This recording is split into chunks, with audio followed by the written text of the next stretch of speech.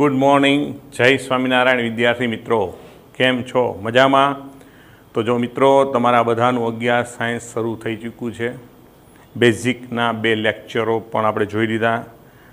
એ લેક્ચરમાં આપણે ભૌતિક રાશિઓ અત્યારે ભણી રહ્યા છીએ, જેમાંની 15 ભૌતિક રાશિઓ તમને વ્યાખ્યા, સમીકરણ અને એકમ અને રાશિ સદિશ છે કે અદિશ છે કે પૂરક છે એ પ્રમાણે આપણે વર્ગીકરણમાં ભણ્યા છીએ. ઓકે, જે કાંઈ રાશિઓ ચાલી છે એ બધાને તૈયાર થઈ ગઈ હશે, બધાને આવડતી જ હશે. જો મિત્રો તૈયાર રાખજો, કારણ કે આ વસ્તુ બેઝિક છે. જો એ આવડશે તો જ આગળ તમને મજા આવશે. રેડી? કાંઈ ન સમજાય તો પૂછતા રહ્યો. વોટ્સઅપનું માધ્યમ છે, ટેલિફોનિક વાત કરી શકો છો તમે. અમુક વિદ્યાર્થીના પ્રશ્નો આવે જ છે અને આપણે જવાબ આપીએ પણ છીએ. બરાબર છે? એટલે થોડાક વ્યવસ્થિત મહેનત કરશો અને ઉત્સાહ રાખશો તો અમને પણ ઉત્સાહ રહેશે. કારણ કે મિત્રો, ભણવાની પ્રક્રિયા છે ન્યૂટનના 3જા નિયમ જેવી છે, આઘાત, પ્રત્યાઘાત, સમાન અને વિરુદ્ધ દિશામાં. બરાબર જ? અમે અહીંથી જે આપીએ એનો રિસ્પોન્સ તમે કેવો આપો છો એના ઉપર અમને પણ મજા આવે. બરાબર છે? તો ચાલો આજે આપણો આજનો લેક્ચર પણ આપણે શરૂ કરીએ. બરાબર મિત્રો? તમારા મિત્રો જે કાંઈ બીજા મિત્રો પણ 11 સાયન્સમાં હોય, બીજી સ્કૂલમાં હોય તો પણ કાંઈ વાંધો નહીં. આપણી ચેનલને લાઇક, શેર, સબસ્ક્રાઈબ કરતા રહેજો, જેથી વધારે ને વધારે વિદ્યાર્થીઓને લાભ મળે. રેડી? અને જે કાંઈ પ્રશ્નો હોય પૂછતા રહ્યો. આપણે આજની વ્યાખ્યા છે એટલે 16મી ભૌતિક રાશિ. બરાબર? એ છે બળનો આઘાત. તો મિત્રો, બળનો આઘાત માટે આમ કોઈ સ્પેશિયલ સંજ્ઞા નથી, પણ બળનો આઘાત શું છે કે પદાર્થ પર લાગતું બળ અને તે લાગતું હોય એ સમયગાળા ના ગુણાકારને શું કહેવાય? બળનો આઘાત. શું કહું છું? પદાર્થ પર લાગતું બળ અને તે લાગતું હોય તે સમયગાળાના ગુણાકારને. એટલે આમ જુઓ ને મિત્રો, તો એ વેગમાનનો ફેરફાર જ છે. આમ બળના આઘાત છે એ ખરેખર બીજી ભાષામાં શું પણ બોલી શકાય કે વેગમાનનો ફેરફાર. હવે આ કઈ રીતે એ હું હમણાં તમને સમજાવું. પહેલાં હું વ્યાખ્યા લખી નાખું. તો વ્યાખ્યા શું બોલું છું? પદાર્થ પર લાગતું બળ અને તે લાગવાના સમયગાળાના ગુણાકારને બળનો આઘાત કહે છે. એને ઇંગ્લિશમાં લખાય ઇમ્પલ્સ ઓફ ફોર્સ. શું લખાય? Impulse of force. બરાબર છે? આમ બીજી રીતે વેગમાનના, બીજી વ્યાખ્યા આમ પણ આપી શકાય કે વેગમાનના ફેરફારને, જો ફેરફારના દરને નહીં, વેગમાનના ફેરફારનો દર એટલે બળ થઈ જાય. વેગમાનના ફેરફારને બળનો આઘાત કહે છે. હવે એને થોડુંક સમજાવું તમને કે આપણે એવું સૂત્ર લખ્યું હતું કે F બરાબર dp/dt. ખબર છે ને બળનામાં? બરાબર એમ પણ લખાય. તો F બરાબર dp/dt, તો આ બળ છે ને આ સમયગાળો, બેનો ગુણાકાર કરી નાખો. તો માટે F ઇન્ટુ હું જો dt લખું એટલે અહીં શું વધે? ખાલી dp. તો આ જે બળ ગુણ્યા સમયગાળો એટલે એને શું કહેવાય? બળનો આઘાત. વ્યાખ્યા મુજબ. અને કેના બરાબર છે ભાઈ? વેગમાનનો ફેરફાર. એટલે કે શું? વેગમાનનો ફેરફાર. સમજાય છે ને ભાઈ મિત્રો? પદાર્થ પર લાગતું બળ અને જે સમયગાળા દરમિયાન લાગ્યું હોય એને શું કહેવાય? બળનો આઘાત. એટલે કે બળનો આઘાત એ વેગમાનના ફેરફાર જેટલો જ હોય છે. કેવી રાશિ છે? તો સ્વાભાવિક છે, સદિશ રાશિ. એકમ શું થાય? તો બળના આઘાતનું વ્યાખ્યા મુજબ જ બળ ગુણ્યા સમય. એટલે એકમ શું હોય? Newton into second. ન્યૂટન ગુણ્યા સેકન્ડ. ઓકે? તો 16મી વ્યાખ્યા છે બળનો આઘાત.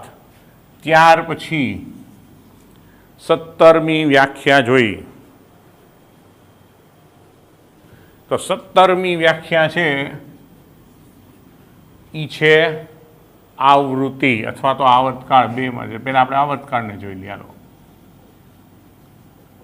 તો આવર્તકાળ એને કહેવાય પિરિયોડિક ટાઈમ. પિરિયોડિક ટાઈમ અથવા એની સંજ્ઞા છે કેપિટલ ટી, એટલે ઘણીવાર ખાલી પીરિયડ પણ બોલાય.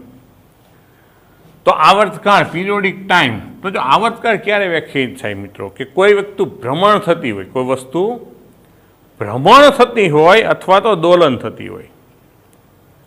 બરાબર, પૃથ્વી છે એની ધરીની આસપાસ ભ્રમણ કરે છે. બરાબર, તો પૃથ્વીની ધરીની આસપાસ ભ્રમણ કરે તો એનો સમય કેટલો? બરાબર, તો ધરીની આસપાસ ભ્રમણનો સમયગાળો કેટલો છે? 24 કલાક. તો મતલબ કે એક ભ્રમણ પૂરું કરતાં પૃથ્વીને પોતાની ધરીની આસપાસ એક ભ્રમણ પૂરું કરતાં કેટલો સમય લાગે? 24 કલાક. પણ એ જ પૃથ્વીને સૂર્યની આસપાસ ભ્રમણ કરતાં કેટલો સમય લાગે? તો 365 દિવસ. એટલે જો એમ પૂછાય કે પૃથ્વીનો કક્ષીય આવર્તકાળ કેટલો, મતલબ કે પૃથ્વીને પોતાની કક્ષામાં એક ભ્રમણ પૂરું કરતાં કેટલો સમય લાગે, તેને કક્ષીય આવર્તકાળ કહેવાય. ઓકે, તો પિરિયોડિક ટાઈમ એટલે શું? તો જ આપણે પૃથ્વી છે હમણાં વાત કરીએ એમ કે એનો કોઈ કક્ષીય આવર્તકાળ પૂછે તો 365 દિવસ. અને પૃથ્વી પોતાની ધરીની આસપાસ એટલે પૃથ્વીના ભ્રમણનો, જો મિત્રો શબ્દને ખાસ સમજો, પૃથ્વીની પોતાની ધરીની આસપાસ ભ્રમણનો આવર્તકાળ તો 24 કલાક, એનો કક્ષીય આવર્તકાળ તો 365 દિવસ. એટલે કે કોઈ વસ્તુ પરિભ્રમણ કરતું હોય આમ, તો ટૂંકમાં કોઈ પણ વસ્તુને એક ભ્રમણ પૂરું કરતા કે પછી દોલન કરતું, હિંચકો દોલન કરતું હોય, આપણે ઘડિયાળો એમાં લોલક દોલન કરતું હોય, તો દોલન કોને અહીંથી સ્ટાર્ટ થાય તો આમ જઈ પાછું આમ અહીંયા આવે તો એને એક દોલન કહેવાય. બરાબર, તો એક ભ્રમણ કે એક દોલન પૂરું કરતા લાગતા સમયને જે તે પદાર્થનો આવર્તકાળ કહેવાય. તો વ્યાખ્યા આપણે શું લખીએ? બરાબર છે કે ભ્રમણ કે દોલન કરતા પદાર્થને એક ભ્રમણ કે દોલન પૂરું કરતા લાગતા સમયને તેનો આવર્તકાળ કહે. ઓકે, તો મિત્રો આવર્તકાળ એટલે ભ્રમણ કે દોલન કરતા પદાર્થને એક ભ્રમણ કે દોલન પૂરું કરતા લાગતા સમયને તેનો આવર્તકાળ કહેવાય. બરાબર છે. હવે મિત્રો આના સમીકરણની જો આપણે વાત કરીએ તો આવર્તકાળ અને આવૃત્તિ એકબીજાના વ્યસ્ત છે. એટલે આમ સૂત્ર લખવું હોય તો લખી શકાય કે આવર્તકાળ T બરાબર 1/f. હવે જો આવૃત્તિ છે ને મિત્રો, અમુક રેફરન્સ બુકમાં તમને f જોવા મળશે અને અમુકમાં સિમ્બોલ હશે આવો. આને ન્યૂ બોલાય. શું બોલાય? ન્યૂ. આ તો f છે, સ્મોલ f ખબર પડે. એટલે એકચ્યુઅલી આ આવૃત્તિ છે. શું છે? બે શેના સિમ્બોલ છે? આવૃત્તિ. એટલે આમ એક જો તો 1/, આવૃત્તિ. એટલે આ સમીકરણ છે. હવે કેવી રાશિ છે? તો કે અદિશ રાશિ છે. બરાબર, સમીકરણ સમજાણું ને? આવર્તકાળ એટલે આવૃત્તિનો વ્યસ્ત, એટલે એને 1/f અથવા તો 1/ન્યૂ અને બોલાય ન્યૂ અથવા 1/, આવૃત્તિ. કેવી રાશિ છે? અદિશ. એકમ શું થાય? તો એક પ્રકારનો સમય જ છે. એટલે એકમ શું હોય? સેકન્ડ અથવા તો s. Okay, clear. ત્યાર પછીની આપણે વ્યાખ્યા લખી છે આવૃત્તિ, જેને ઇંગ્લિશમાં કહેવાય ફ્રીક્વન્સી. શું કહેવાય? ફ્રીક્વન્સી, જેની સંજ્ઞા છે f અથવા તો હમણાં લખ્યું એમ ન્યૂ. તો આવૃત્તિ કોને કહેવાય? તો આમ સિમ્પલી તમે આમ તો એમ કહી શકો આવર્તકાળના વ્યસ્તને આવૃત્તિ કહેવાય. પણ બેઝિકલી એની વ્યાખ્યા એવી થાય કે એક દોલન કે એક ભ્રમણ પૂરું કરતા લાગતા સમયને જેમ આવર્તકાળ કહીએ છીએ એમ એકમ સમયમાં લે, એક સેકન્ડમાં, ટૂંકમાં ઇન શોર્ટ એકમ સમય એટલે એક સેકન્ડમાં જેટલા દોલન કે ભ્રમણ થાય એને એની આવૃત્તિ કહેવાય. હવે જો મિત્રો તમને એમ થાય કે સાહેબ પૃથ્વીને ભ્રમણ આમ ધરીની આજુબાજુ ભ્રમણ કરતાં તો 24 કલાક થાય છે, તો એક સેકન્ડમાં તો શું થયું? પણ એવું જરૂરી નથી. પછી આપણે એને અડધું દોલન, બરાબર, 25% દોલન, 0.1 દોલન, 10% દોલન, 5%માં લખીએ કે 5% આખું ભ્રમણ કદાચ 1 સેકન્ડમાં ન પણ થાય, સમજો ખાસ. પણ વ્યાખ્યા શું? એકમ સમયમાં, એકમ સમય એટલે 1 સેકન્ડમાં થતા દોલનો કે ભ્રમણની સંખ્યાને શું કહેવાય? આવૃત્તિ. બરાબર છે? એટલે આની વ્યાખ્યા શું થાય? એકમ સમયમાં, એકમ સમયમાં એટલે 1 સેકન્ડમાં થતા દોલનો કે ભ્રમણો ની સંખ્યાને આવૃત્તિ કહે છે. એટલે આનું સૂત્ર શું થાય કે આવૃત્તિ એફ અથવા તો આપણે એને શું કીધું? મ્યુ. આ ઓર અથવા લખું છું ભાઈ, બરાબર શું થાય? 1/t એટલે કે 1/, આવર્તકાળ. કેવી રાશિ છે? તો કે ભાઈ આ રાશિ પણ કેવી છે? અદિશ રાશિ. અને આનો એકમ શું થાય? તો સમયનો વ્યસ્ત એટલે સેકન્ડ ઇનવર્સ. શું બોલાય? 1/, સેકન્ડને આમ સેકન્ડ -1 લખે એટલે સેકન્ડ ઇનવર્સ, અથવા તો વૈજ્ઞાનિકની યાદમાં એને હર્ટ્ઝ, HZ એટલે હર્ટ્ઝ નામના વૈજ્ઞાનિકની યાદમાં એને હર્ટ્ઝ પણ એકમ હોય છે. ઓકે, સ્ક્રીનશોટ લઈ લ્યો.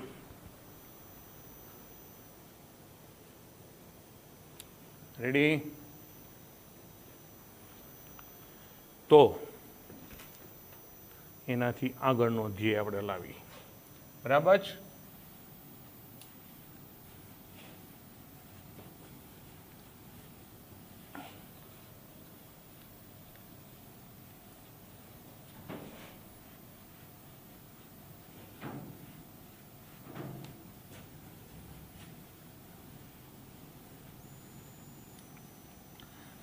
તો 18 વ્યાખ્યા થઈ. રેડી મિત્રો? રોજ આપણે જુઓ મિત્રો, જે શરૂઆતમાં છે રોજ 10 મુદ્દા, પછી વ્યાખ્યા હોય કે નવું કંઈક શીખવાનું હોય. બરાબર? એ પ્રમાણે ટાર્ગેટ રાખવાનો. તો આપણે આવૃત્તિ, આવર્તકાળ, અને હવે આપણે ભણીએ છીએ ઉર્જા. બરાબર? જેને ઇંગ્લિશમાં કહેવાય એનર્જી. આમ જેની સંજ્ઞા મોટા ભાગે ઈ રાખવામાં આવે. હવે જો મિત્રો, ઉર્જા અને પછી પ્રકાર પડશે: ગતિ ઉર્જા, સ્થિતિ ઉર્જા. ગતિ ઉર્જાના સ્થિતિ ઉર્જાના પાછા 2 પ્રકાર પડે: ગુરુત્વીય સ્થિતિ ઉર્જા, સ્થિતિસ્થાપકી સ્થિતિ ઉર્જા. એટલે આમ ઉર્જા છે ને થોડોક વ્યવસ્થિત કન્સેપ્ટ. જો ઉર્જા ઘણા બધા પ્રકારની હોય. રાસાયણિક ઉર્જા હોય, વિદ્યુત ઉર્જા હોય, ચુંબકીય ઉર્જા હોય, ગતિ ઉર્જા હોય, સ્થિતિ ઉર્જા હોય.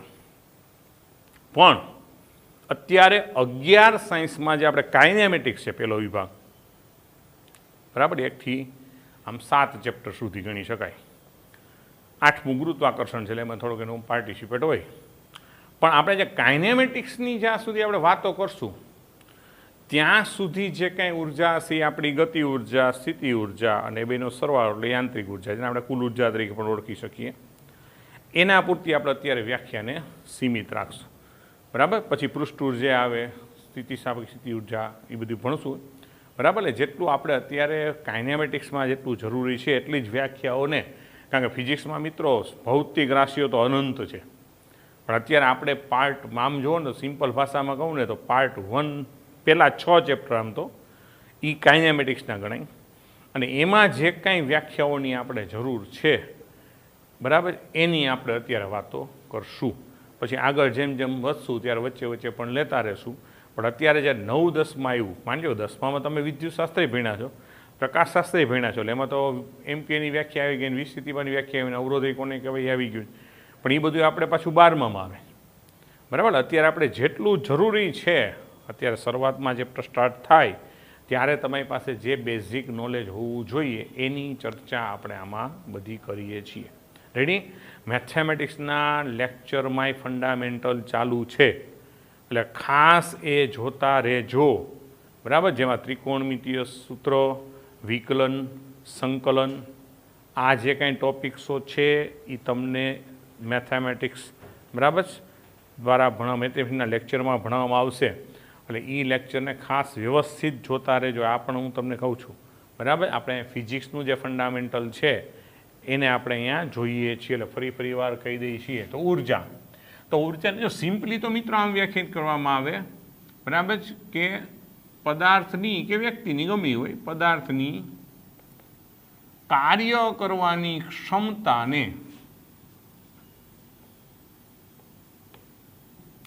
ઉર્જા કહે છે. હવે આ ઉર્જા છે ને અલગ અલગ પ્રકારની હોય, બરાબર. એટલે અહીં ઉર્જા બે પ્રકારની છે, આપણે જે વાત કરવાની છીએ એટલા માટે. પેલી છે ગતિ ઉર્જા,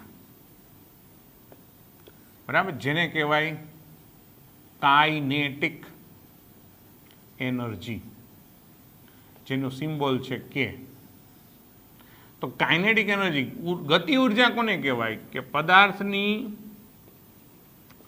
ગતિને કારણે અથવા તો લીધે, ગતિને કારણે તેની કાર્ય કરવાની ક્ષમતાને ગતિ ઉર્જા કહે છે. રેડી? જો પેલી સિમ્પલ ઉર્જા એટલે પદાર્થની કાર્ય કરવાની ક્ષમતાને પદાર્થની ઉર્જા કહેવાય, બરાબર. તમારામાં ઉર્જા હોય તો તમે કામ કરી શકો. આપણને તાવ હોય કે બીજી કોઈ બીમારી હોય તો આપણે પથારીમાં પડ્યા હોય તો આપણે કોઈ પણ જાતની કાર્ય કરવાની આપણામાં કોઈ જાતની ક્ષમતા હોતી નથી. એનું કારણ છે કે આપણા શરીરમાં ઉર્જા જ હોતી નથી. એટલે કોઈ પણ પદાર્થ જ્યારે કાર્ય થાય ત્યારે એમાં ઉર્જા હોય છે, અથવા તો કાર્ય ઉર્જાના ભોગે થાય છે. આમ જો તો કાર્ય અને ઉર્જા બે સેમ જ વસ્તુ છે. ક્લિયર થાય છે? કાર્યનો એકમ જૂલ, ઉર્જાનો એકમ જૂલ. તો ટૂંકમાં કાર્ય કરવાની જે આપણામાં ક્ષમતા રહેલી છે એને આપણે શું કહીએ છીએ? ઉર્જા. ક્લિયર થાય? તો આ ઉર્જા ઘણા પ્રકારની એમના કીધું. અત્યારે બે પ્રકારની વાત કરશું. એટલે એમાંની એક છે ગતિ ઉર્જા. તો શું કીધું? પદાર્થની ગતિને કારણે તેમાં રહેલી કાર્ય કરવાની ક્ષમતાને શું કહેવાય? ગતિ ઉર્જા કહે છે. બરાબર છે? આનું સમીકરણ શું થાય? તો ગતિ ઉર્જાનું સૂત્ર શું હોય? તો કે બરાબર 1/2 mv². કે એટલે ગતિ ઉર્જા માટે. એમ શું છે કે ભાઈ દળ, અને વી શું છે? ઝડપ. બરાબર છે? તો 1/2 mv². એ ઝડપ ગણો કે વેગ, કારણ કે ઉર્જા આદિશ ચલાય એનું અદિશ સ્વરૂપ જ આવે. બરાબર છે? એટલે આમ દળ અને વેગના વર્ગના ગુણાકારને એટલે આને વેગ મૂલ્ય તરીકે લેવાનું છે આમ તો. બરાબર છે? તો 1/2 mv². યાદ રાખજો, 1/2 mv². એ સિવાય ઘણીવાર આને વેગમાનના સ્વરૂપમાં લખવામાં આવે તો p²/2m. તો જે એમ એટલે આગળ લખી નાખ્યું, પી એટલે શું? વેગમાન. ઘણીવાર તમે વેગમાન જાણતા હોય તો ગતિ ઉર્જા p²/2m ના ફોર્મમાં પણ લખી શકાય. યાદ રાખજો. કેવી રાશિ છે? તો કે ભાઈ અદિશ રાશિ.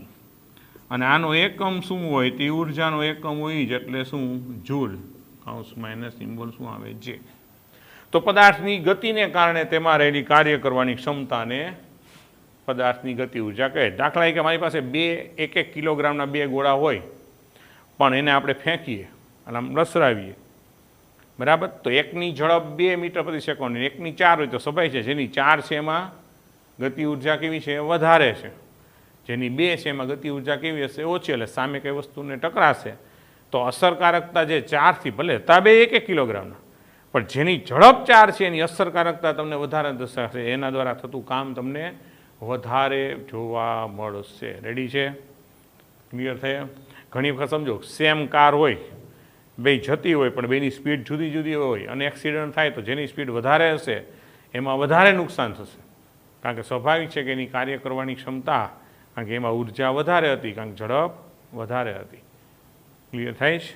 એટલે ગતિ ઉર્જા એટલે પદાર્થની ગતિને કારણે તેમાં રહેલી કાર્ય કરવાની ક્ષમતા. હવે બીજો જે પ્રકાર છે એ છે સ્થિતિ ઉર્જા. બરાબર? જેને પોટેન્શિયલ એનર્જી કહેવાય. શું કહેવાય? પોટેન્શિયલ એનર્જી એટલે સ્થિતિ ઉર્જા. આ કાઇનેટિક એનર્જી, ઓલી પોટેન્શિયલ એનર્જી, સ્થિતિ ઉર્જા. તો સ્થિતિ ઉર્જાની વ્યાખ્યા શું આપે? કે કોઈ પદાર્થની સ્થિતિ કે સંરચના ને કારણે, કોઈ પદાર્થની સ્થિતિ કે સંરચના ને કારણે તેની કાર્ય કરવાની ક્ષમતાને સ્થિતિ ઉર્જા કહે છે. હવે આ બે શબ્દો આવ્યા, સ્થિતિ કે સંરચના. ઘણીવાર બે હોય, સ્થિતિ કે સંરચના એટલે સ્થિતિ હોય, સંરચના ઘણીવાર બે હોય. તો હું ઉદાહરણ દ્વારા સમજાવું કે દાખલા કે સ્થિતિ કોને કહેવાય? તો પૃથ્વીની સાપેક્ષ એની ઊંચાઈ. માની લો આવો પ્રયોગ કરવો હોય ઘરે, કરતા નહીં કે મમ્મી મારશે, બરાબર? આમ ઘણીવાર કહું છું હસતા હસતા કે ભાઈ 12 રકાબી લેવાની ઘરે, કાચની હો. પછી એક રકાબીને આમ સહેજ 2 ફૂટ ઊંચા રાખીને મૂકો, કેટલા ટુકડા થઈ જાઓ. બીજી રકાબીને 4 ફૂટ ઊંચે રાખીને મૂકી દો અને 6 ફૂટ ઊંચા રાખીને મૂકી દો. જેમ તેમ તમે વધારે ઊંચાઈ ઉપરથી રકાબીને પડતી મૂકશો ને મિત્રો, એટલે એમાં ટુકડાઓની સંખ્યા અથવા તો વધારે પડતું ભંગાણ એમાં જોવા મળશે.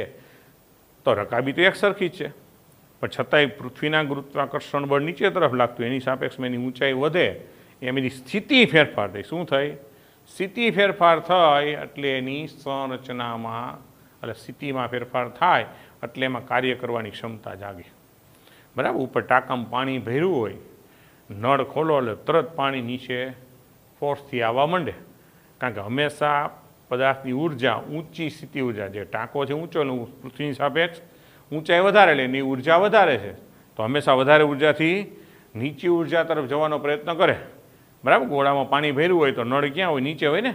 આમ ગોળાના ઉપરના ઢાંકણા પાસે નળ મૂક્યું પાણી આવે? ન આવે ને, કારણ કે પદાર્થ હંમેશા વધારેથી નીચી સ્થિતિ ઉર્જા તરફ ગતિ કરે. તો પૃથ્વીની સપાટીની સાપેક્ષ ઊંચાઈને શું કહેવાય? એની સ્થિતિમાં ફેરફાર. તો સંરચના શું? તો સંરચના એટલે પદાર્થની પોતાની સંરચના એટલે ગોઠવણીમાં ફેરફાર. દાખલે સ્પ્રિંગ હોય ને, દબાવીને પછી છોડો તો શું થાય કે એમાં જે સ્થિતિ ઉર્જા સંગ્રહ પામી એને સ્થિતિસ્થાપક એ સ્થિતિ ઉર્જા કહેવાય. એટલે આ માત્ર સ્થિતિને કારણે જે કંઈ કાર્ય કરવાની ક્ષમતા આપે ને એનો પ્રકાર છે ગુરુત્વીય સ્થિતિ ઉર્જા, અને સંરચનાના કારણે આવે ને એને કહેવાય સ્થિતિસ્થાપકીય સ્થિતિ ઉર્જા. એટલે સ્થિતિસ્થાપકીય સ્થિતિ ઉર્જા જે છે એ માત્ર જે સ્થિતિસ્થાપકતાનો ગુણધર્મ ધરાવે, રબર છે, સ્પ્રિંગ છે, એમાં તમને જોવા મળે. બાકી સ્થિતિને કારણે જે જોવા મળે એને ગુરુત્વીય સ્થિતિ ઉર્જા કહેવાય. એટલે સિમ્પલ સ્થિતિ ઉર્જાની વ્યાખ્યા બોલી તો પદાર્થની સ્થિતિ કે સંરચનાને કારણે પદાર્થમાં રહેલી કાર્ય કરવાની ક્ષમતાને પદાર્થની સ્થિતિ ઉર્જા કહેવાય. હવે જો આ ઉર્જા એ માત્ર સ્થિતિને કારણે હોય તો ગુરુત્વીય સ્થિતિ ઉર્જા, અને સંરચનાને કારણે હોય તો એને શું કહેવાય? સ્થિતિસ્થાપકીય સ્થિતિ ઉર્જા. પણ સંરચનાને કારણે ફેરફાર એ માત્ર કેમાં જોવા મળશે મિત્રો? સ્થિતિસ્થાપક પદાર્થોમાં જોવા મળે, માટે આપણે એને સ્થિતિસ્થાપક સ્થિતિ ઉર્જા પણ કહીએ છીએ, અને બંનેના સમીકરણો પણ જોશું. હવે આ જે પોટેન્શિયલ અને સ્થિતિ ઉર્જા છે એના માટેની સંજ્ઞા મોટા ભાગે શું હોય છે? યુ હોય છે. બરાબર? સ્થિતિ ઉર્જાની સિમ્પલ વ્યાખ્યા આપણે આ લખી. બરાબર? પૃથ્વીની સાપેક્ષ તમે ઊંચાઈમાં ફેરફાર કરો એટલે સ્થિતિમાં ફેરફાર થાય, એને કારણે એની ઉર્જામાં ફેરફાર થાય. સંરચનામાં શું થાય કે ભાઈ સ્પ્રિંગ હોય, આમ હોય, આ મૂળ પુસ્તકથી અહીંયા મેં બ્લોક બાંધ્યો, હવે હું દબાવું તો મેં સંરચનામાં ફેરફાર હવે છોડીશ તો એ આમ પાછી જશે કે નહીં? તો તીને કારણે જે આને દબાવીને પછી મૂકી દેવામાં પાછો બ્લોકને ધક્કો લગાડશે એટલે બ્લોક ગતિ કરશે, તો એ જે કાર્ય કરવાની ક્ષમતા આવી એને સ્થિતિ ઉર્જા કહેવાય. પણ એને સ્થિતિસ્થાપક સ્થિતિ ઉર્જા કહેવાય. અને સંરચનાને કારણે અહીંયા સ્થિતિમાં કોઈ ફેરફાર, પૃથ્વીની સાપેક્ષ સ્થિતિમાં કોઈ ફેરફાર થતો નથી. એટલે ઘણીવાર 2માં ફેરફાર થતો હોય, ઘણીવાર 1માં હોય. બરાબર? આપણે સ્થિતિ ઉર્જાની વ્યાખ્યા આ રીતે લખેલી છે. તો હવે આ સ્થિતિ ઉર્જાના જે પ્રકારો છે, બરાબર છે, એની વાત કરીએ. પછી છેલ્લે બંને સમીકરણના સૂત્રો. તો પહેલાં સમજો, આ એક મુદ્દો જે કોમન છે એ લખી જ નાખી કે આ કેવી રાશિ છે? અદિશ રાશિ. કોઈ પણ પ્રકારની ઉર્જા હંમેશા કેવી હોય? અદિશ રાશિ છે. એકમ ગતિ ઉર્જાની જેમ જ આનો જૂલ, એટલે કોઈ પણ ઉર્જા હોય એકમ જૂલ જ હોય. હવે આના બે પ્રકાર પડે, હું એ બી કહું તો એ એટલે ગુરુત્વીય સ્થિતિ ઉર્જા. તો ગુરુત્વીય સ્થિતિ ઉર્જા એટલે પૃથ્વીની સપાટીથી ઊંચાઈ ને લીધે ઊંચાઈના ફેરફારને લીધે પદાર્થમાં કાર્ય કરવાની ક્ષમતાને શું કહેવાય? ગુરુત્વીય સ્થિતિ ઉર્જા. અને એ ગુરુત્વીય સ્થિતિ ઉર્જાનું સૂત્ર શું થાય? યુ બરાબર mgh. શું થાય? એમ પછી આ જી જાય. એમ એટલે શું? દળ. આ જી લખ્યું એટલે શું છે? ગુરુત્વ પ્રવેગ. જો મિત્રો એ ખબર જ છે કે આખા પૃથ્વી ઉપરના કોઈ પણ સ્થળ માટે અચળ છે 9.8 યાદ છે ને. અને એચ એટલે શું? પૃથ્વીની સપાટીથી ઊંચાઈ. બરાબર છે. હવે જે બી છે એ છે સ્થિતિસ્થાપકીય સ્થિતિ ઉર્જા. બરાબર. તો બીજો પ્રકાર જે સ્થિતિસ્થાપકીય સ્થિતિ ઉર્જાનો છે. તો સ્થિતિસ્થાપકીય સ્થિતિ ઉર્જા એટલે શું? બરાબર. તો સ્થિતિસ્થાપક પદાર્થની સંરચનામાં ફેરફારને લીધે કાર્ય કરવાની ક્ષમતાને બરાબર સ્થિતિસ્થાપક સ્થિતિ ઉર્જા કહેવાય. સ્થિતિસ્થાપકીય પદાર્થ ક્યાં ક્યાં આવે? કે ભાઈ રબર છે, સ્પ્રિંગ છે, જેમાં સ્થિતિસ્થાપકતાનો ગુણધર્મ જોવા મળે. હવે આનું સમીકરણ શું થાય? તો અત્યારે હું અહીંયા લખી નાખું. બરાબર છે. તો યુ બરાબર લખાય 1/2 kx². શું થાય? 1/2 k. જો અહીંયા લખું છું ખાસ એરો આપ્યો, આનું સૂત્ર થઈ ગયું. બરાબર. તો સૂત્ર શું છે? 1/2 kx². કે જ્યાં કે ને શું કહેવાય? બળ અચળાંક. શું બોલાય? બળ અચળાંક. અને એક્સ એટલે સ્થાનાંતર. શું છે? ચાલો. બરાબર છે. ભલે આનું સમીકરણ સ્થાનાંતર, બાકી અદિશ અને એકમ તો બે માટે કોમન જ છે. સ્ક્રીનશોટ લઈ લેજો, હું છે જોઈ લઉં. રેડી. બરાબર. તો સૂત્ર છે 1/2 kx². અને કે એટલે બળ અચળાંક અને એક્સ એટલે સ્થાનાંતર. બરાબર. બોર્ડમાં દેખાય છે, અહીં લખ્યું હોય તો દેખાય છે, કાંઈ વાંધો નહીં. સ્ક્રીનશોટ લઈ લ્યો. રેડી? ઓકે. એટલે ઉર્જા એટલે આમ જુઓ તો આપણે કેટલા નંબરનું આવ્યું હતું? 19 નંબર. બરાબર ને? 16, 17, 18 ને 19. ઓકે. હવે સ્ક્રીનશોટ લઈ લેજો. એટલે એના બે પ્રકાર. ઉર્જાની બધી ડિટેલ ચર્ચા એક જ બોર્ડમાં જેટલું આવ્યું એટલું તમે યાદ રાખો એટલે સફિશિયન્ટ છે. રેડી?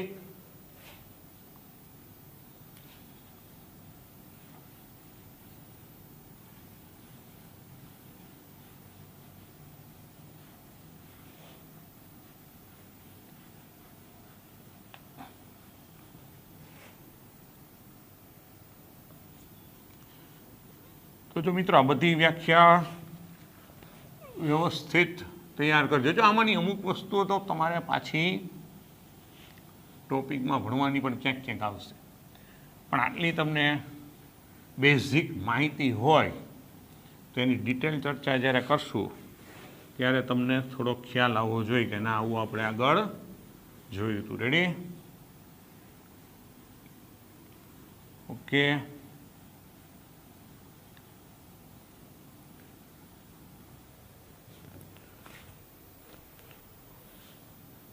તો મિત્રો હવે 20મું લખું છું. એ આપણે આગળ સમતલ કોણ જોયું હતું, એવું એક આવે છે ઘન કોણ. શું આવે છે? એને કહેવાય શું? Solid angle. આમ ઓમેગા. બરાબર છે? ઘન કોણ કોને કહેવાય? તો ઘન કોણ એટલે મિત્રો કે જેમ આપણે આગળ સમતલમાં કીધું ચાપે કેન્દ્ર પાસે આંતરેલો ખૂણો, તો કોઈ વક્રકાર પૃષ્ઠ હોય તો એને કેન્દ્ર પાસે બનાવેલો ખૂણો શું હોય? તો એને સમતલ કોણ ન કહેવાય. એને શું કહેવું પડે? આપણે ઘન કોણ કહેવું પડે.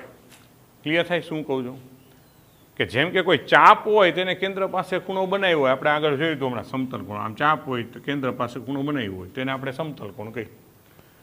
પણ ગોળો હોય અને ગોળાનું કોઈ એક 8/6 ભાગ લીધો, આમ આખો ગોળો હોય એનો મેં નાનો ભાગ લીધો, તો એને કેન્દ્ર પાસે શું ખૂણો બનાવ્યો? બરાબર. તો આ ખૂણો જે બને એ ત્રિપરિમાણ બને કે નહીં? એમ. અથવા બીજી ભાષામાં તમને કહું ને તો કોઈ એમ પૂછે તો મંદિરે જાઓ આમ ગુંબજ હોય, એ આમ ગોળો હોય આખો, પણ માની લો ઘણીવાર પિરામિડ શેપમાં હોય અથવા શંકુ હોય, લ્યો કોન સિમ્પલ વાત, તો આમ કોન છે તો આ ખૂણો કેટલો, તો એ ત્રિપરિમાણ હોય, સમજાય છે? તો ત્રિપરિમાણમાં જે ખૂણો બનતો હોય એના માટે શું હોય? ઘન કોણ હોય. શું વ્યાખ્યાયિત થાય? ઘન કોણ. એટલે ટૂંકમાં કોઈ વક્ર પૃષ્ઠે, વક્રકાર પૃષ્ઠે કેન્દ્ર પાસે આંતરેલ કોણને શું કહેવાય? ઘન કોણ. એનું સૂત્ર શું એને પણ આપણે જોઈએ. રેડી? કોઈ વક્રકાર પૃષ્ઠ હોય તો એને કેન્દ્ર પર, આમ વ્યાખ્યા કરતા આનું સમીકરણ ગતિનું, પણ આપણે એને વ્યાખ્યાયિત પણ કરીએ. એટલે કોઈ વક્ર આડછેદ દ્વારા કેન્દ્ર પાસે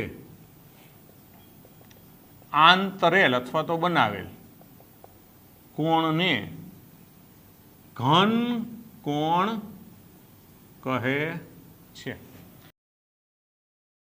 તો મિત્રો દાખલા તરીકે આપણે આકૃતિ દ્વારા સમજીએ તો આ કોઈ વક્ર આખી સપાટીનો નાનો એવો ભાગ, આમ આખો ગોળો હોય તો એનો ધારો કે નાનો એવો આડછેદ મેં ડેલ્ટા એ લીધો, આ કેન્દ્ર ધારો કે ઓ હોય તો એને કેન્દ્ર પાસે આંતરેલ જે કોણ મળે આપણને, આમ સમજો તો આ કેન્દ્ર પાસે જે અહીંયા ખૂણો બને એને શું કહેવાય? ડી ઓમેગા, અથવા તો ઘણીવાર ખાલી ઓમેગા લખાય, એને ઘન કોણ કહેવાય ટૂંકમાં. તો એનો મને ઘન કોણ, અને આ શું થયું એ બધી ત્રિજ્યા જ હોય ને. તો ઘન કોણ બરાબર, તો ઘન કોણનું સૂત્ર શું થાય સમજો ખાસ, કે ઘન કોણ ઓમેગા, ઘણીવાર ડી ઓમેગા, આને બોલાય ઓમેગા. હો, આને શું બોલાય? ઓમેગા. પછી ઘણાનો પ્રશ્ન હોય એને શું બોલાય? બરાબર. તો ઓમેગા બરાબર ક્ષેત્રફળ છેદમાં ત્રિજ્યાનો વર્ગ. શું હોય? ક્ષેત્રફળ એટલે જે કાંઈ વક્ર આડછેદનું ક્ષેત્રફળ છેદમાં ત્રિજ્યાનો વર્ગ એટલે ઘન કોણ મળે. આ કેવી રાશિ છે? તો આને આપણે નામ આપ્યું છે ભાઈ પૂરક રાશિ. નથી મૂળભૂત, નથી સાધિત, સદીશ સદીશ કાંઈ નહીં, પૂરક રાશિ. એટલે આ સીધી જ અહીં એક જ જગ્યાએ ઉપયોગ થાય. આના ઉપરથી ન કોઈ બીજી મળે કે ના આના બીજા ઉપરથી મળે. આનો એકમ શું? તો ઘનકોણનો એકમ છે મિત્રો, આમ પહેલી વાર કદાચ સાંભળ્યું છે, સ્ટી રેડિયન. જેમાંનો રેડિયન હોય ને એમાંનો સ્ટી રેડિયન. આની સંજ્ઞા છે સાર. જેમ રેડિયનને આપણે આરએડી લખી, સમતલ કોણનો એકમ શું હોય? રેડિયન. આરએડી. એમ આનો શું થાય? સ્ટી રેડિયન. ઓકે. તો મિત્રો 5 વ્યાખ્યા આપણે આજે કરી. આમ 5 નહીં, આમ તો અંદર પાછી ગતિ ઉર્જા, સ્થિતિ ઉર્જા પ્રકારમાં આવી ગયા. તો આ 5 જે છે આમ જુઓ તો બેઝિકલી 5 આપણે ક્રમ આપ્યો એ પ્રમાણે. બરાબર. તો આ બધી જ વ્યાખ્યાઓ વ્યવસ્થિત તૈયાર કરવાની. ક્લિયર થાય? કાઇનેમેટિક્સની જે આપણે વાત કરશું ત્યાં સુધીમાં પછી જો બળના ઘણા બધા પ્રકાર હોય, ઘર્ષણ બળ ને એવું તો ઘણું બધું આવે રાખશે. બરાબર. પણ બેઝિક તમને આટલી વ્યાખ્યાઓ જોઈએ. આટલી વ્યાખ્યાઓને ખાસ અત્યારે તૈયાર કરજો. બરાબર. વધુ કંઈ વ્યાખ્યા મને કરાવવા જેવી લાગશે તો નેક્સ્ટ. અત્યારે આપણે 5 આ લેક્ચરમાં 5 વ્યાખ્યાન. હવે હું જે તમને સમજાવવા માગું છું અથવા જે તમને બેઝિક કરાવવા માગું છું એ સમતલ કોણના અમુક યુનિટો અને એના ટ્રાન્સફોર્મેશનની વાત કરવી છે. બરાબર. એટલે અત્યારે આનો ખાલી એક પેલા સ્ક્રીનશોટ લઈ લ્યો. રેડી? એટલે વ્યાખ્યાઓને આપણે અત્યારે હાલ પૂરતું વિરામ આપશું. 20 થઈને ટોટલ. ઓકે. હવે જે આપણે સમતલ કોણની જે વાત કરી હતી, એસઆઈ યુનિટ રેડિયન લખ્યો તો તમને યાદ આવે.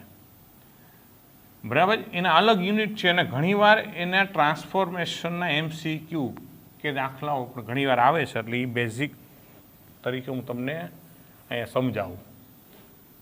તો હવે થોડુંક મેથેમેટિક્સનું છે. તો શું છે? સમતલ કોણના એકમો વચ્ચેનો સંબંધ. તો સમતલ કોણના એકમ વચ્ચેનો સંબંધ. જો સમતલ કોણનો એસઆઈ યુનિટ છે રેડિયન, પણ સમતલ કોણને અંશમાં માપવામાં આવે. નોર્મલી તમે 9માં કર્યું 45 અંશ 30 અંશની યાદ છે ને. અંશમાંય મપાય, રેડિયનમાંય મપાય, સેકન્ડમાંય મપાય, મિનિટમાંય મપાય. સમતલ કોણને આ 4 એકમમાં માપવામાં આવે છે. બરાબર. સમતલના એકમ વચ્ચેનો સંબંધ. એટલે પેલા એમ લખીએ કે સમતલ કોણ, એનો સિમ્બોલ શું છે? થીટા. આને શું બોલાય? થીટા. ઘણા પ્રોનાઉન્સિએશન ખબર, થીટા. ના એકમો નીચે મુજબ છે. તેને 4 એકમ છે. એક એકમ છે એ છે રેડિયન. શું છે? રેડિયન યુનિટી છે. ક્લિયર થાય? એક છે રેડિયન, બરાબર. એની સંજ્ઞા શું છે? બીજો છે અંશ. અને અંશ એટલે આમ આપણે ઉપર લખીએ, ખબર ને, આમ અને તે હું એક્સટર્નલ આવો નિશાની હોય ને ત્યારે સમજો અંશ. રેડિયનમાં મારે ડી લખેલું જ હોય, બરાબર. ત્રીજો છે સેકન્ડ. એટલે સેકન્ડની આમ સંજ્ઞા આવી રીતના હોય. માની લો એક્સલમાં સંજ્ઞા આવો ડબલ લીટા દેખાય એટલે સેકન્ડ. અને મિનિટ, એના માટે હું 1 લીટો. એટલે રેડિયનમાં મપાય, અંશમાં મપાય, સેકન્ડમાં મપાય, મિનિટમાં મપાય. હવે આ બધા વચ્ચે ઇન્ટરનલ સંબંધો આપણે જોવાના છે, બરાબર. તો હવે સંબંધ માટે શું થાય કે ભાઈ એક અંશ એટલે અંશને જ્યારે રેડિયનમાં જવું હોય આપણે, ઓકે, એટલે 1 અંશ એટલે 1 ગુણ્યા પાઈના છેદમાં 180. ટૂંકમાં તમને અંશમાં આપ્યું હોય ને રેડિયનમાં જવું હોય તો યાદ રાખવાનું કે આપણને જે કાંઈ અંશ આપ્યા છે એને પાઈના છેદમાં 180 વડે ગુણવાનું, એટલે રેડિયનમાં ફરે. જો મિત્રો આવા જ્યારે દાખલા ટ્રાન્સફોર્મેશન પૂછે છે, ખૂણો ભલે ખૂણાના એકમ કેટલા 4, પણ તમને અંશમાં આપ્યો હોય, મિનિટમાં આપ્યો હોય કે સેકન્ડમાં આપ્યો કે રેડિયનમાં આપ્યો હોય તો કોઈ પ્રશ્ન નથી. એસઆઈ પદ્ધતિ મુજબ એકમ રેડિયન છે. પણ તમને અંશ, મિનિટ કે સેકન્ડમાં આપ્યો હોય તો એને રેડિયનમાં લઈ જવો પડે ને પછી જ દાખલામાં કિંમત મૂકવાની આવશે. એટલે એના ટ્રાન્સફોર્મેશન આમાં ખબર કેમ ફેરવું. તો અંશ હોય એમાંથી રેડિયનમાં જવું હોય તો પાઈના છેદમાં 180 વડે ગુણવું પડે ને પાઈ એટલે આખું જગત જાણે છે 3.14. અને આનું સાદુરૂપ આપું તો 1.745 10⁻² થઈ જાય. શું થઈ જાય? 1.745 10⁻². રેડી? ઓકે, બરાબર. તે ગણતરીમાં ટાઈમ નથી બગાડતો એટલે સીધું લખું છું.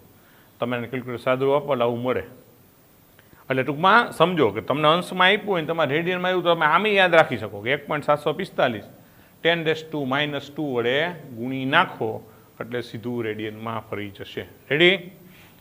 હવે બીજો સંબંધ એવો છે કે ભાઈ 1 અંશ એટલે રેડિયનમાં ફેરવું. હવે ખરેખર 1 અંશ એટલે મિનિટમાં લખો તો 60 મિનિટ થાય. શું થાય?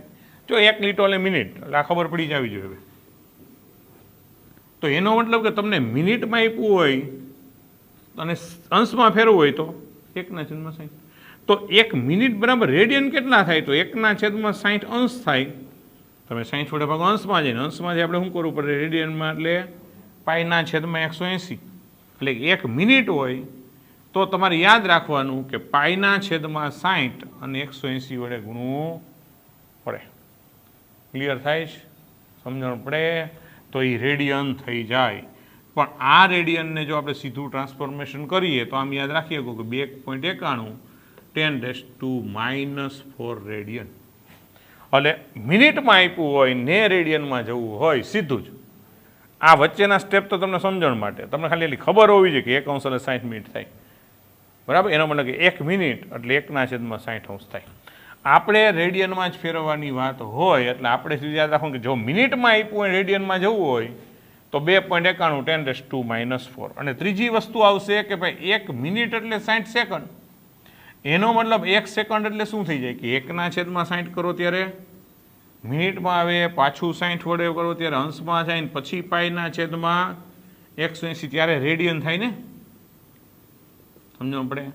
પણ એની જગ્યાએ સીધું જ યાદ રાખો કે 4.85 10⁻6 રેડિયન. એટલે 1 સેકન્ડ, સોરી, 1 સેકન્ડ એટલે 4.85 10⁻6. એટલે 4 રીતે દર્શાવી શકાય. એમાં રેડિયન એસઆઈ યુનિટ છે. રકમમાં અંશમાં આપ્યું હોય તો રેડિયનમાં કેમ જવું, રકમમાં મિનિટમાં આપ્યું હોય તો રેડિયનમાં કેવી રીતના જવું, રકમમાં સેકન્ડ આપેલું હોય તો મિનિટ કેમ જાવી. એટલે આ 3 મૂલ્યો ખાસ યાદ રાખવાના, બરાબર છે. અંશમાંથી રેડિયનમાં તો 1.745 10⁻². મિનિટમાંથી રેડિયનમાં 91×10⁻⁴ અથવા 2.91×10⁻⁴ અને સેકન્ડમાંથી રેડિયનમાં તો 4.85×10⁻⁶.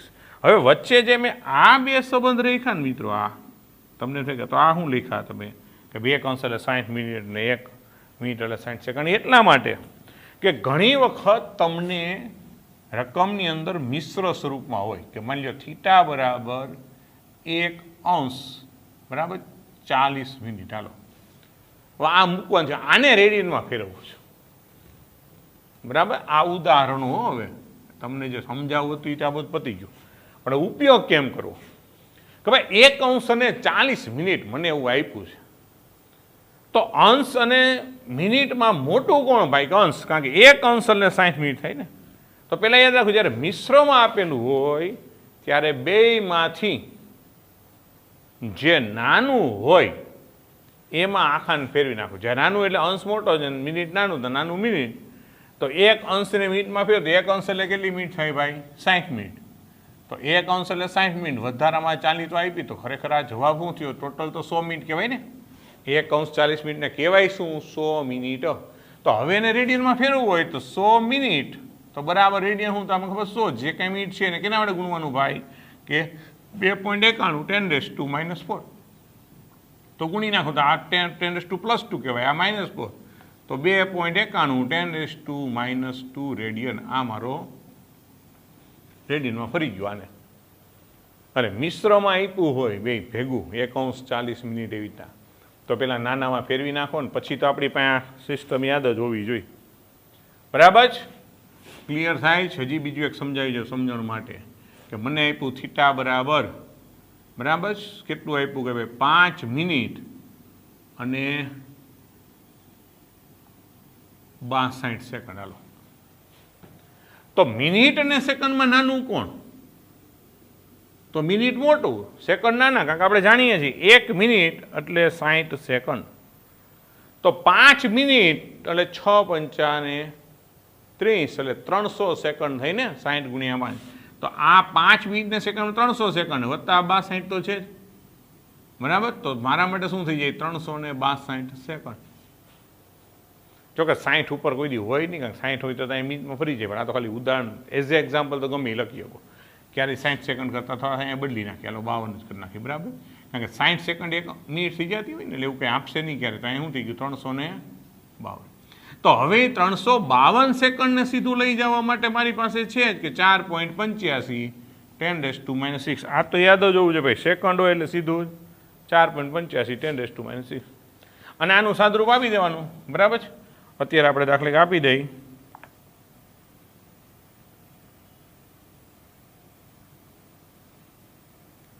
કે 4.85 ગુણ્યા 352 એટલે જવાબ આવે 1707.2 10⁻⁶.